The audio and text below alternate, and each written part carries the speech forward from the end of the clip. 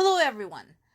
Before moving on to the news about the war, things that are happening in Russia and Ukraine, I wanted to share this story. This was published by Kyiv Post today, and it goes back to the conversation we had a couple of days ago when somebody asked, this is so stupid. People like Hungary, countries like Hungary, are enjoying the benefits of being a NATO member, but are pushing a very much anti-NATO, anti-European Union type of politics and policy. Well, this piece right here talks about the fact that not all of Hungary. So this is about the mayor of Budapest, Gergely Karasony, and he is speaking out against Orban's position on Russia. He brings up Hungary's own history, talking about what was it like under the Soviet rule, and basically telling people, hey guys, wake up, you do not want this again. He talks about his great-grandparents who were taken to labor camps by Russian soldiers during World War II and never came home. There are so many stories like that from not that long ago. Let's not forget, folks, World War II was only 80 years ago. Historically, that's nothing. That's a blink. And so this man is very much like those of us who grew up in the Soviet Union, who had great parents who were World War II veterans, etc. He remembers. He makes a point to remember and draw parallels and conclusions. We should listen to him. Now I'm concerned for his safety, because if Hungary is anything like other European nations, mayors of cities, even cities as important as a capital of the country, as Budapest, do not have a huge security detail.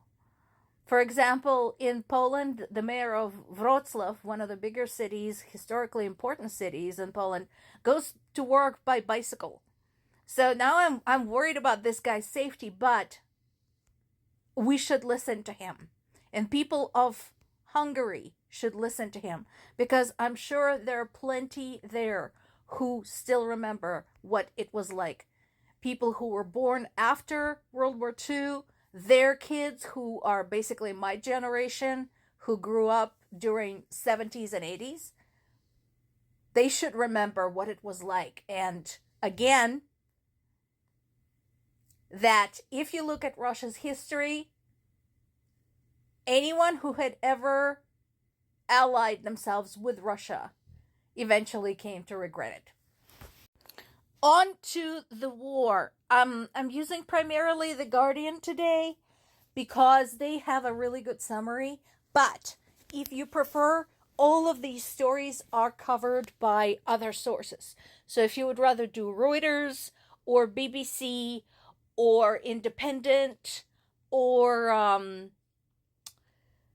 Kyiv Post, Kyiv Independent, all of these stories are available. Or even if you prefer Al Jazeera or Indian Times, again, this is consistent across the sources, including sources that are less than friendly toward Ukraine, like Indian Times. So, Ukraine continues its onslaught against Russia's oil industry, which is proven to be a really good approach. The most recent strike was against Saratov refinery. This was the second time this week.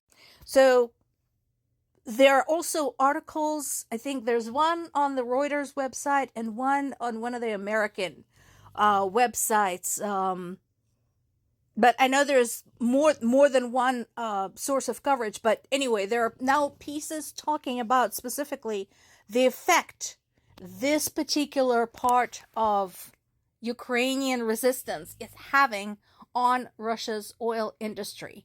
And the effect is well and truly crippling. So in this particular case, the Saratov oil refinery was hit by drones. And this is again deep in Russian territory. So there are now multiple videos that have been vetted and posted by analysts showing the drones going in, showing the big explosions. And again, look at the distance. This is 600 kilometers or 370 miles away from Ukrainian border, so deep into Russian territory. Of course, Russia doesn't know how to do anything else but retaliate with strikes against civilians. In this particular case, they struck Zaporizhia's close neighbor Dnipropetrovsk, killed one person and wounded 13. Once again, a nationwide air alert was issued. I talked to you about the alert apps that people are using to be safe, or kind of as safe as it's possible. It's not perfectly safe. So again, this was just another ruthless attack against Ukrainian civilians.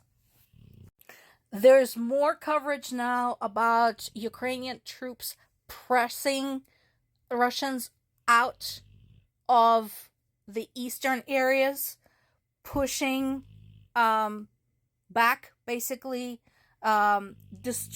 disrupting Russia's attempt to break through the Ukrainian front line and, penetrate deeper into the country. That breach has been closed, and I talked about this yesterday.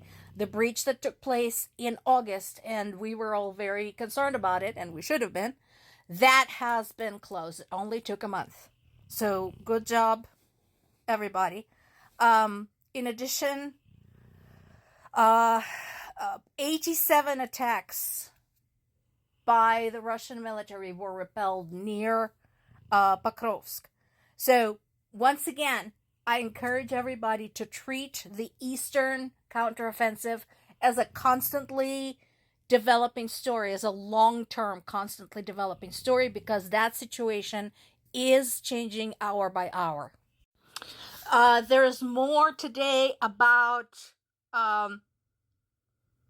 Richard Moore, one of the high-level MI6 members, talking about the fact that when Putin went after Ukraine, he bit off more than he could chew. So again, it's nice to know that I'm not the only one who says things like that and who understands the situation. I'm also glad he was the one who said Putin lies. Do not believe anything he says. He's just playing for time.